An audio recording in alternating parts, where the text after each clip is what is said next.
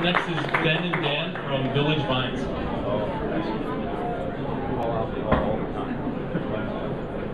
How you doing? My name is Ben McCain. I'm one of the founders of VillageVines. We have partnered with the leading restaurants in the city, and they give us a certain number of tables that we can offer through our site on specific nights at a discount. So we've really provided a price discrimination tool for restaurants where they can say, hey, we have 10 tables that are not getting filled up on Sunday night. You can offer it through our site discreetly, and they're not going to cannibalize their prices for the busy times of the week.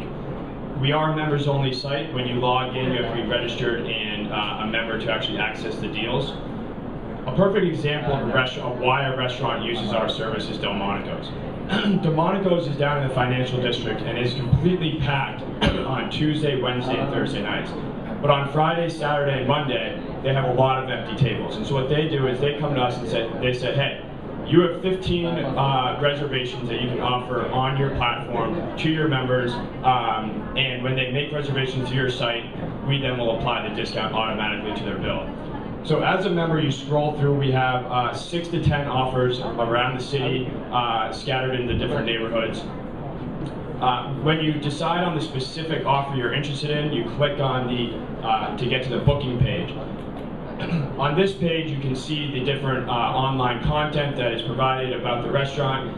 We also have a discussions page, which we found has really created a community feel to the site. People say if they've been to the restaurant, what they love about it. People ask questions about the deal, ask questions about the restaurant. One thing we've even found people doing is saying, hey, I love Delmonico's, I also love the Palm, can you go and get the Palm? And we've used it as a way of finding out the next restaurants that our members want to get. When you actually decide, okay, I want to make this reservation, you click on the specific time, date, and number and party. You pay us $10 to get your discount. That 30% is applied to food, alcohol, dessert, champagne, whatever you want, and it is automatically applied to your bill at the restaurant. So you don't have to print out any coupon. As a consumer, you go and you say, hey, I have a reservation. Discount is very discreetly applied to your bill at the end of the meal. One thing that we have been incredibly excited about our model is the control that we give restaurants enables them to work with us on an ongoing basis. So we're a completely different use case for restaurants than any of these daily deal sites, which is really a one-time customer acquisition tool. We have now built exclusive marketing agreements with a number of restaurants in the city because there's a level of control that enables them to use us on an ongoing basis.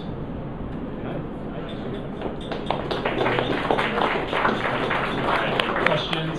1, 2. Hey, how's it going? I was actually just curious, how were you able to approach the restaurants? Obviously, I feel that the larger your database, the more advantage that you have. Yeah.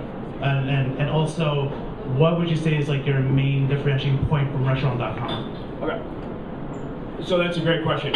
First off, actually, to address your second question, which is what's our main differentiator, restaurant.com does not give any control to the restaurants in terms of actually when the traffic is coming in. And for the leading restaurants in the city, it's all about their brand. So having someone pull out a coupon is incredibly awful for the 4 or 5 tables next to that table that are paying full price.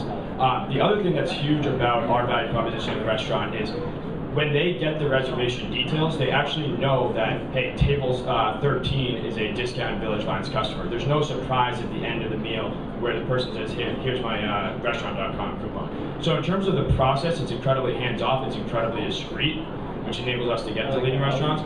In terms of signing up the restaurants, first one was by far the hardest.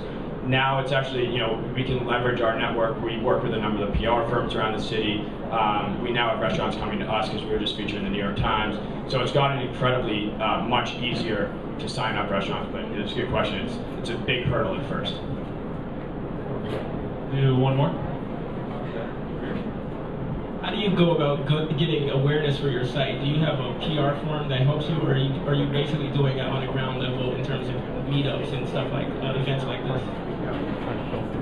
I'm assuming you mean awareness on the consumer side? Yeah.